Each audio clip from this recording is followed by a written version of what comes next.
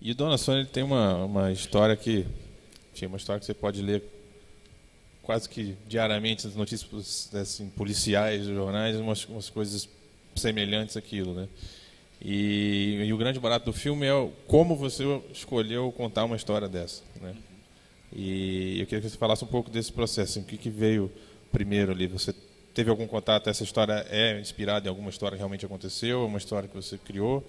E a opção de contar com aquele narrador que começa o filme presente, ali, de cor presente, e vai guiando o filme ali, né, que é uma forma que, ao mesmo tempo, a gente está num ambiente naturalista, né, tem uma coisa completamente não naturalista ali, de um narrador que cria um certo distanciamento, enfim. Queria saber o processo de criação desse roteiro.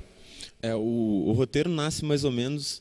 Eu sempre conto que quando eu vou cortar cabelo assim no meu bairro, eu fico lendo jornal, e o jornal que normalmente tem no cabeleireiro é o Super Notícias, que acho que o equivalente no Rio é o Meia Hora, não sei aqui em São Paulo qual que é, que são esses jornais de 25 centavos, né, de grande circulação, e que tem normalmente capas geniais, assim, que são manchetes, são jornais sensacionalistas, assim, né?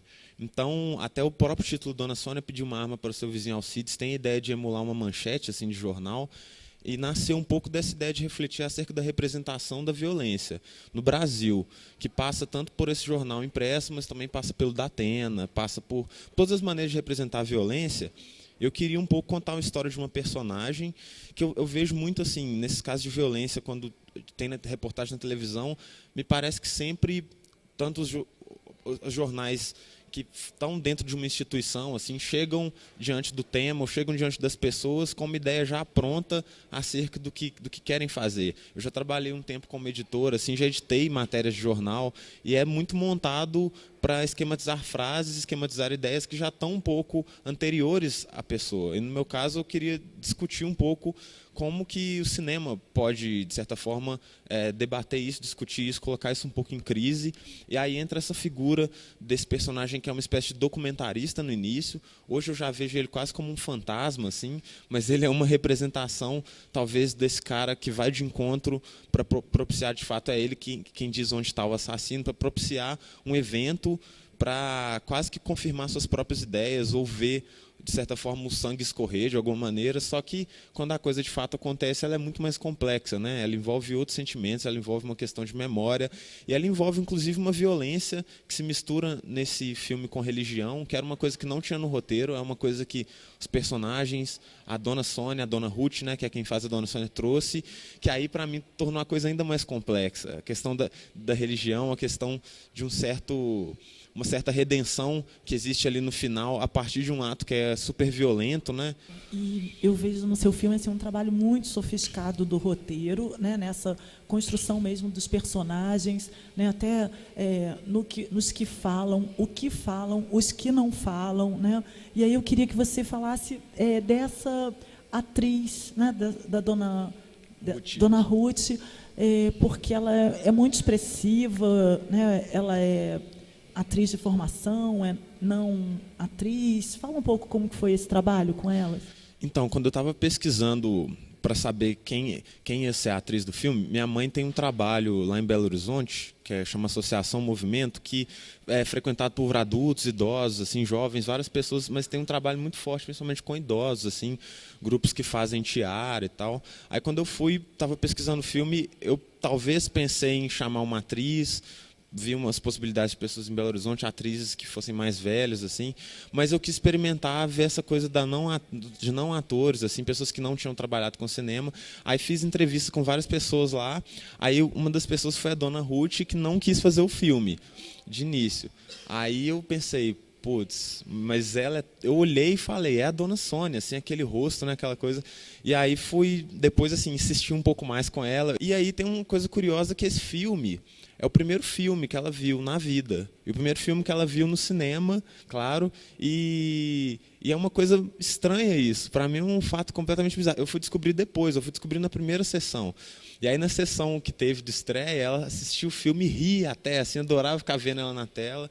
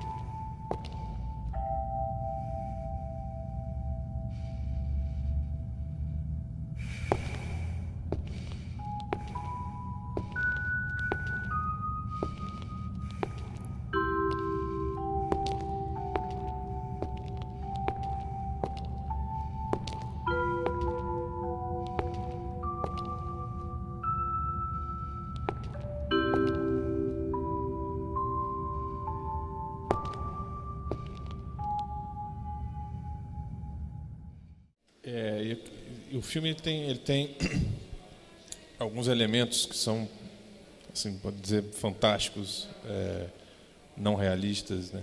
Mas ao mesmo tempo ele tem a forma como você trata isso é muito crível, assim, muito. No primeiro momento a gente vê aquilo como uma coisa diferente, mas a gente incorpora muito rápido e passa a ser quase como uma coisa comum. Eu acho que isso vem muito do tratamento, da forma como você filmou, da forma como vocês montaram, enfim, do ritmo do filme. Que você falasse um pouco dessa construção, de lidar com um elemento fantástico, mas ao mesmo tempo de trabalhar ele de uma forma muito, né, parece que é uma coisa normal. Esse elemento fantástico, que a gente não vai contar qual é, ele foi exatamente o motivo principal, no primeiro momento, de recusar e achar que não era possível fazer o filme. Porque a primeira sensação, eu acho que vem um pouco da característica da maneira como a gente filma aqui no Brasil, era de que era super complicado e eu tenho uma experiência com pós-produção, me parecia que ia ser um set de filmagem muito chato se aquilo fosse feito em pós-produção. Então, acho que ia ser um set engessado para os atores. Então, isso é só um parêntese para falar um pouco disso. E aí, levando isso para a dramaturgia, eu não sei, eu achei que se esse elemento tivesse misturado dentro de um ambiente completamente fantástico, talvez a gente entendesse o filme de uma outra forma e colocar ele dentro do ambiente real, com personagens reais, dentro de um grande prédio, numa grande cidade. Eu acho que essa relação do fantástico com o real é o que é a capacidade de aproximar mesmo, assim, mais seco, né? O fantástico está dentro de uma secura que eu acho que aproxima. Não sei, eu acho que é isso. Cris, falando assim dessa questão dos espaços, né, ali do filme, que eu acho que isso é muito forte também, né? Acho que você tem um plano lindíssimo, assim, quando ela chega na personagem chega na janela, né, e depois a gente vê à frente, né, num outro plano, o outro personagem. Então, queria que você falasse um pouco dessa questão espacial, assim, dentro do filme, né? O filme se passa todo dentro de um prédio, que é um edifício projetado pelo Niemeyer, que chama JK. Ele seria uma certa semelhança ao que é o Copan, em São Paulo. É um prédio onde moram mais de 5.000 pessoas. Essa escolha acho que foi uma escolha mais difícil do filme, porque, no mesmo ponto que a gente tinha um elemento fantástico, eu queria que o filme tivesse uma secura que não se rendesse à beleza. E aí, por exemplo, o apartamento é um apartamento com enormes janelas, e eu fiz questão de usar a janela só como fonte de luz, sem demonstrar aquilo que ele tinha de mais sedutor. Esse plano específico que você fala é porque a gente foi procurando, aí chegou naquele negócio que realmente é bonito demais e a gente acabou se deixando seduzir um pouco pela beleza. Existiu o exercício sempre de fugir da sedução da beleza na relação dos espaços e criar com ele uma secura, usar as linhas, trabalhar essa arquitetura de uma maneira menos sedutora, mas em alguns momentos, infelizmente, a gente não foi capaz.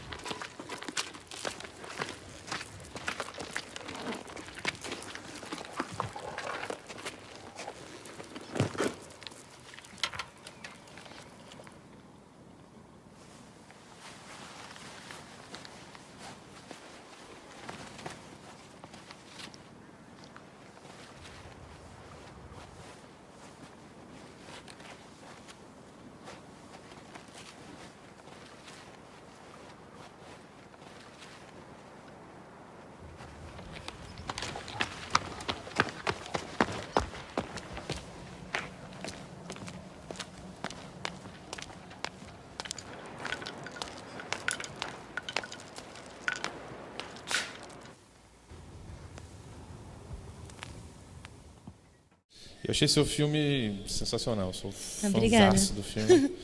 E acho mesmo assim, um filme que se destaca absurdamente, assim. Obrigada. Eu fiquei chapado. Eu perguntei essa coisa do elenco, até porque acho que é um filme que, principalmente em curta, é mais raro da gente ver um trabalho tão minucioso, tão delicado, de uma evolução tanto na dramaturgia do filme, mas é uma dramaturgia que depende muito da relação das duas atrizes, né? Da Hermila e a garotinha. E é uma coisa que vai se construindo muito bem, assim, para mim tem uma virada, quer dizer, não é exatamente uma virada, mas uma tomada de posição ali no fim das duas, né, porque o tempo inteiro elas estão à espera daquele pai, e a mãe parece que nunca está muito prestando atenção na filha, e quando ela se toca, esse pai não vem, ela se une de uma forma, e isso é muito bem feito, muito bem construído, muito, muito sutil. Então eu queria saber um pouco do trabalho do roteiro, da escolha das atrizes, e o trabalho com elas, como é que foi? Então, o roteiro surgiu para mim, eu li vários contos fantásticos, assim, que lidavam muito com religião, principalmente do Gabriel Garcia Marques, enfim. Então, eu fiquei muito apegada a esse universo. E eu sempre quis discutir a relação mãe e filha de duas pessoas que não se encontram. Então, no final, foi um encontro dessa parte fantástica da religião e tudo mais, e da relação mãe e filha, que é muito real. Em trabalhando com as atrizes, a Maria Helena, que é a Quinha, a menina, ela nunca tinha feito um filme na vida, ela é de Cabaceiras, que foi onde a gente filmou, e ela tinha essa mágica sobre ela, assim, ela acreditava que ela poderia fazer qualquer coisa, que eu acho que é muito quem é a Quinha acredita que ela pode fazer qualquer coisa. Então, eu fiz vários testes, aquela coisa, conheci todos os menininhos de Cabaceiras e tudo mais, e eu pedi para elas contarem histórias, assim, de coisas que aconteceram com elas, de milagres. E a Maria Helena foi a que contou a mais real, que eu tinha certeza que tinha acontecido com ela. E ela também é uma menina muito inteligente. E com a Ermila foi a pessoa que, depois de ler meu roteiro, conseguiu entender que eu estava tentando lidar com uma coisa de magia, de mais surrealismo e tudo mais, mas num ponto muito verdadeiro, assim. E a Ermila, sinceramente, eu não precisei fazer nada. A Ermila ela é uma atriz fantástica. Eu acho que o meu trabalho como diretora foi deixar ela atuar e assim, a gente foi uma parceria e tudo mais, mas eu acredito muito na direção que você deixa o ator contribuir e deixa ele levar a história do personagem também. Acho que por conta dessa colaboração, que é uma colaboração mesmo, né? O teu roteiro sofreu algumas transformações por conta disso? Com certeza. É um filme tão de relação, né, que depende muito do que vai acontecer. Deixar acontecer, né, que é o que você está dizendo. Eu acho que a relação da mãe e da filha, ela tem um colorido que não estava no roteiro. E a própria Rosa, que é a personagem da Ermila, ela no roteiro estava como uma pessoa muito dura. O tempo inteiro ela era muito dura. E a Ermila trouxe uma coisa mais daquela mulher que espera pelo amor, daquela mulher que sentiu muito amor um dia. Então não era só uma nota só, sabe? A Ermila trouxe um colorido para ela que não estava no roteiro. Isso que é importante para mim de trabalhar com cinema. Eu gosto muito de cada pessoa colocar, sabe, a personalidade dela no trabalho. Assim, eu acredito no mutirão mesmo.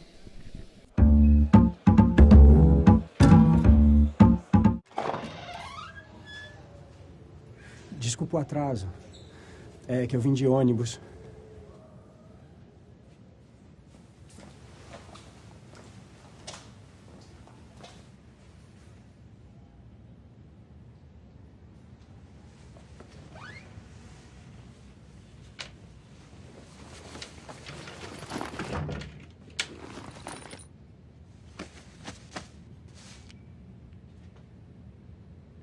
Olá, criançada! Eu sou o urso amoroso e quero muito me divertir.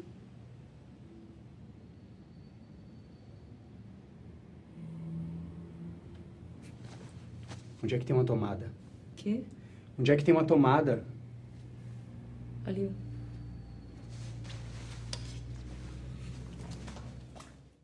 Achei seu filme assim com uma marca autoral muito bacana, né? Tem uma singularidade muito forte nessa narrativa. E aí eu não poderia deixar de começar perguntando como que foi esse trabalho com a atriz, né? Porque como que ela está ali em toda essa proposta da mise-en-scène do filme, né? E desse trabalho dessa atriz que está ali com tanta expressividade para o que você propõe no filme, né? Na direção. Tá. Mão que Afaga é meu terceiro filme, né? Eu tenho outros dois. O primeiro é Náufragos, um filme de 2009, e o segundo é Uma Primavera, que é um filme do ano passado. Em todos os filmes eu busco trabalhar com farsa e teatralidade, né? como se eu inaugurasse ali um mundo, como se o mundo interno desses personagens contaminasse a exterioridade e ditasse como essa exterioridade deve ser plasmada e como é que eles devem se movimentar ali. No caso do A Mão que Afaga, eu me confrontei com um personagem que tinha dificuldade de desempenhar o papel que ela tem, né? Tanto um papel humano, que é do comunicador, né? Da pessoa que precisa da outra, quanto o papel de mãe também. Então, é um personagem deslocado desses dois papéis que a vida impõe. Então, todo o exercício de ensaio com ela e de movimentação dentro do quadro tem por objetivo reforçar essa artificialidade no desempenho dessas funções para as quais ela não está pronta. Né? Então, por isso que tem muita saída e entrada de quadro, é uma coisa que eu gosto muito de trabalhar, muito plano fixo, inaugurando um platô. Né? Então, porque são personagens que têm dificuldade de estar no mundo, né? Nesse mundo que é uma contaminação do espaço interno deles. Né? E ali também você tem elementos de extrema... que são elementos contidos, né, no olhar, e, ao mesmo tempo, tem ali uma coisa meio kit, né, que o próprio Urso, quando vem o programa de TV também, né, aquela senhora que está ensinando a fazer... objetos com papel. Então, eu queria que você falasse um pouco dessa...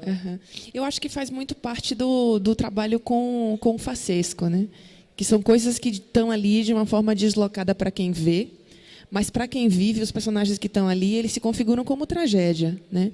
Então, para esse personagem, um urso ou rosas de papel crepom, estão indo na tentativa dela de fazer aquele mundo funcionar. É como se ela ela faz a própria iluminação do filme, né? Eu costumo brincar, que foi um trabalho feito junto com o fotógrafo, né, de fazer uma iluminação que saísse também desse personagem, falsa, mal ajambrada, dura, né, uma luz dura. Então, você tem um personagem que está vivendo uma tragédia internamente com objetos externos que são facescos. Né? Então, isso cria um ruído no momento da apreciação. Você não sabe muito bem se ri ou se vai na dela, enfim. O filme cria um desconforto, não é? O que mais achei incrível no filme é que essa situação toda vai te dando quem está assistindo, né? Você vai ficando desconfortável com aquilo, aquela festa, aquela situação. Isso vem muito da escolha da atriz, daquelas crianças, Sim. Desse tom que você dá, né? Que a gente fica angustiado com aquela criança, que só uma criança que aparece na festa, né? Assim, queria que você falasse um pouco desse desconforto, assim, Tá. Uma coisa que você buscou. Tá. Eu queria... Acho que o princípio básico do filme é causar no espectador um incômodo por rir. Ele se incomodar por ter rido. Então, ele ri e depois ele questiona o que foi que ele riu. Então, todos os tempos dos quadros e das cenas, elas têm essa dinâmica. Né? Então, primeiro, é uma galhofa mesmo que se instaura ali, né? Mas depois que isso aquieta, né? Assenta, você vê o trágico que tem por trás. Então, tudo isso é um trabalho de tempo muito milimétrico, né? Qualquer tempo a menos ou a mais esgarça a proposta, né?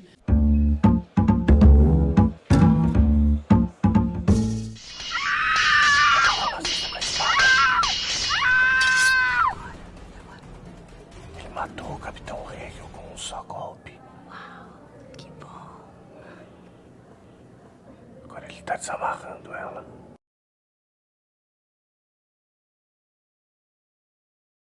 O The End faz parte de um projeto chamado Amores, que a gente começou em 2010. E a gente estava procurando histórias de amor, né, roteiros de amores, atores que quisessem fazer esse tipo de filme. E a gente agrupou esse pessoal todo e conseguimos fazer alguns filmes. E eu queria te perguntar, como que...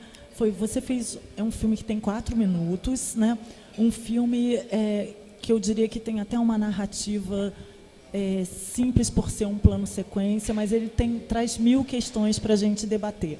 Né? Então, na questão das problematizações do filme, não tem simplicidade nenhuma. Né? Então, eu queria que você falasse um pouco como é que surgiu essa ideia, né, de trabalhar esse filme com 2 atores e falar um pouco assim, dessa construção da ideia do filme, né, como que foi, como que nasceu esse roteiro. Bacana. O roteiro é da Renata Mizrahi, é carioca, a gente não conhecia, a gente conheceu no meio desse processo de trocas, né, pela internet. E vai a forma, vai bem nessa essa coisa que a gente queria. Assim, como a gente pode... Só deixa eu voltar um pouquinho. A gente tinha acabado de fazer uma série de internet, só para internet, de 26 capítulos, superprodução, né? Assim, foi a primeira série da internet que atingiu 1 milhão de acessos em 2008, né? E assim, a gente viu que dá para fazer, é bacana fazer, mas é insustentável, né? Uma produção grande com 18 pessoas, 26 capítulos, era insustentável. A gente falou, bom, a gente precisa de um projeto simples, né? Onde todo mundo consiga fazer seu vídeo, possa se reproduzir depois. E aí veio a ideia de Amores, coisas muito simples. Como a gente conseguiria fazer filmes simples? Essa é a forma. The End, assim, eu acho que sintetiza bem o espírito do projeto. Coisas simples que pudessem trazer uma coisa muito forte, que era o roteiro e o trabalho de atores, né? A gente não queria muita coisa de... coisas mirabolantes, é um cenário simples, emprestado. Essa coisa de... que eu lembro, acho que... Eu não sei se a gente tem perdido um pouco com a profissionalização da coisa, mas essa camaradagem, a brodagem de, né, emprestar locação, equipamento, essa é a forma que a gente gosta de fazer ainda, né? De alguns trabalhos a gente faz com dinheiro, mas outras coisas a gente quer continuar fazendo desse jeito, né? Não tem uma super luz, não tem um super equipamento. Como é que a gente substitui e faz bem com essas poucas coisas? Eu fiquei muito feliz de ter entrado no festival, na mostra, porque realmente assim, é um filme tão simples, né? Mas as pessoas curtem muito, né? O que é mais espantoso é isso, porque por uma coisa tão simples eu conseguiram, né, passa essa história de amor que inicialmente não parece ser, e aos poucos você vai vendo o que é, né? Por muitas sutilezas até dos atores, que é outra coisa que eu queria saber também como é que foi esse trabalho, como é que foi a escolha deles, porque você disse que também queria que as pessoas viessem atrás, as pessoas estavam interessadas em trabalhar nesse tipo de projeto. Como é que foi isso? Bacana, Fernando. É bem curioso. A gente fez, na verdade, essa dupla que ficou, a gente fez um ensaio, não era ensaio, a gente gravou também, com mais 6 duplas. As 6 duplas falaram, o texto é esse, pessoal, resolvam do jeito que vocês quiserem, né? Eles trouxeram, cada um trouxe a sua interpretação do texto, os seus apontamentos, e depois essa dupla que ficou, na verdade não foi a melhor dupla, na verdade eles todos assistiram, e por uma oportunidade, assim, esses 2 ficaram, mas eles trouxeram um pouco de todos ali, né, que participaram. Então foram 6 duplas que a gente gravou. São 6. Um dia talvez a gente coloque no ar essas 6 propostas de cada um, né? E lá no teatro, assim, não tinha plateia. Nesse dia não tinha o pessoal de trás. A gente chegou ali, perguntamos para os estudantes que estavam ensaiando na escola de samba lá de baixo, se eles queriam participar, né? Tudo planejado, né? Aquelas coisas milimetricamente pensado. Vem aí, moçada, vamos fazer. Vamos aí.